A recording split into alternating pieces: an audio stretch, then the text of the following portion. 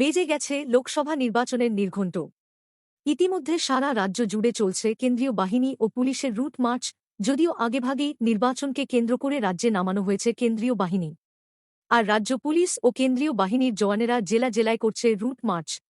ঠিক তেমনি রবিবাসরীয় সকালে নদিয়ার রানাঘাট লোকসভা কেন্দ্রের অন্তর্গত শান্তিপুর থানা এলাকার বিভিন্ন জায়গায় রুট মার্চ করতে দেখা গেল কেন্দ্রীয় বাহিনীর জওয়ানদের।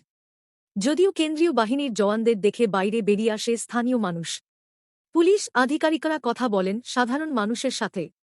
আসন্ন লোকসভা নির্বাচনে তাদের মধ্যে যাতে কোনো ভয়ভীতি তৈরি না হয় এবং মানুষ যাতে নির্বিঘ্নে ভোট কেন্দ্রে গিয়ে ভোট দিতে পারে সেই আশ্বস্ত করলেন আধিকারিকরা।